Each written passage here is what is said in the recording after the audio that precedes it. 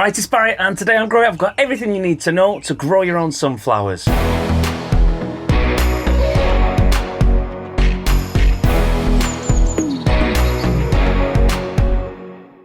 We're getting towards the end of April now, and that means it's the perfect time to start off your sunflowers for this year.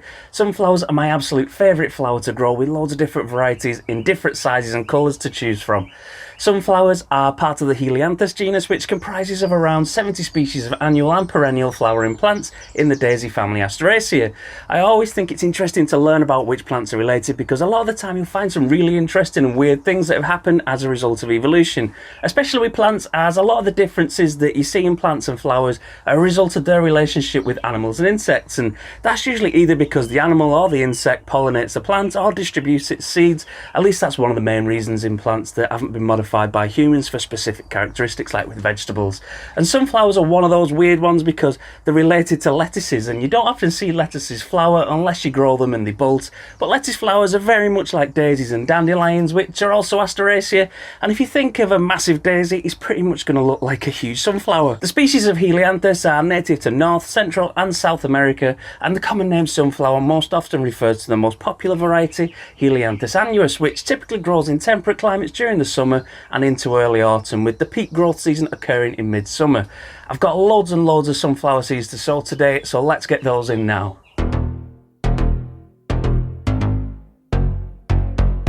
Here we go at my trusty table, and I've got everything I need here. I've got some standard pots, I've got some of these compressed cardboard type inserts, which are great for fast growing plants because they do go soft after a week or so, and the roots can grow straight through the sides. They also break down quickly, so the majority of the time you can just plant these straight into your soil, or maybe pull the bottom apart slightly, and they really minimise root disturbance and damage. The one thing to be careful of though is that there is a good chance that your roots will either grow through the sides or the bottom of the pot, or they may even be attached to the inside wall of the pot as the roots grow into it, so it's generally better to leave them alone and just plant them as they are. Like I say, if you water this every day in the soil, it's going to break down in no time anyway. Another thing to watch is that due to the absorbent nature of these pots, they do dry out your plants much quicker than a standard pot, as there's a lot of surface area there for the water to evaporate from, especially when it's warm, so do just make sure to water them more frequently if you do use those. This year I'm going to be growing some Russian Giants, which are your standard yellow sunflower, well, just a bit bigger but fairly standard. I've also got two red varieties. I've got Claret F1 and Red Sun, which are both absolutely fantastic alternatives to your yellow ones. I grew these Claret F1 flowers last year and they were just brilliant. There was some really nice phenotypic variation in the F1 cross, and I got some that were like solid claret red and some that were bright yellow or orange centres with grading out to the red, and I just love these because of that chance of getting something really unusual in the patterns. Finally here I've got Vanilla Ice, which I haven't tried before, but apparently these will have pale yellow and white flowers. So as with most of the larger plants that I grow, I like to start one seed per pot just to minimise any disturbance, and I feel like it gives the plants the best start that way.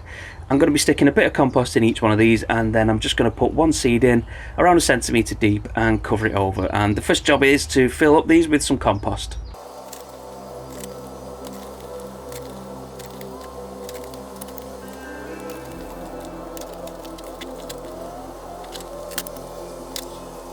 Sunflowers are actually thought to have been domesticated around 3,000 to 5,000 years ago by the Native Americans, and they grew them as a source of edible seeds.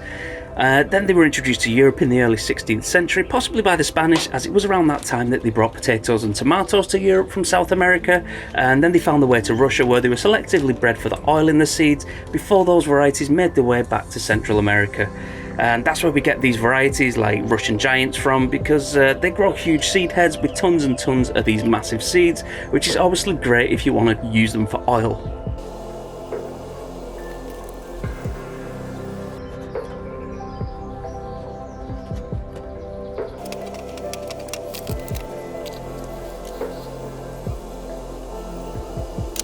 Next up, I'll pot the Claret F1 and Red Sun varieties, and again, these are relatively large seeds. They're not massive, but they're big enough for one each per pot for me. Sunflowers are usually tall annual or perennial plants, and some species can grow to a height of over 3 meters or 10 feet. They usually have a couple of flower heads with bright yellow florets on the outside and yellow or maroon disc florets inside. There's also a number of varieties like these ones that have red coloured florets, which interestingly all came from a single original mutant red sunflower.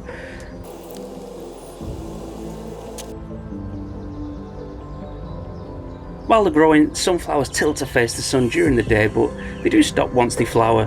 The action of the plants following the sunlight, this is called heliotropism, but I think that's one for another video.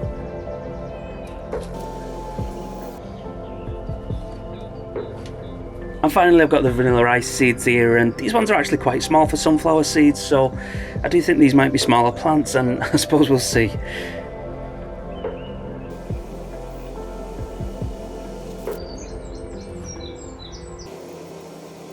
There we go, that's those done. I'll just move these to the main greenhouse and then I'll get them on the shelf where it's warm and give them a bit of a watering.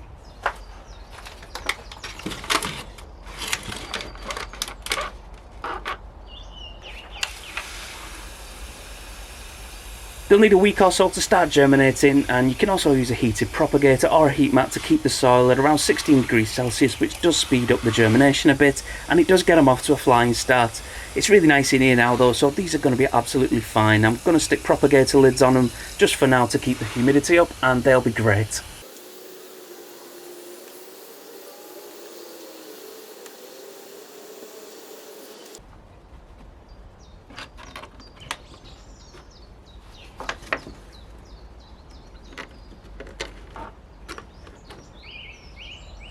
Here's one that I started on my heat mat, and this one is only 2 weeks old from sowing, and you can see how quickly these grow once they get going.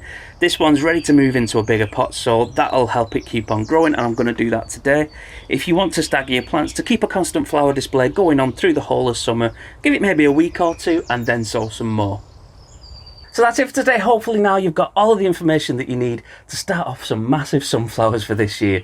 I'm really looking forward to seeing how all of these flowers turn out later in the year, so don't forget to subscribe so that you can check out all of these sunflowers and how they get on in my update videos throughout the year. And I'll also post some updates in my community channel tab as well. If you're going to be growing some sunflowers for yourself, let me know in the comments which varieties that you've got and which ones are your favourites, and I'll see you next time.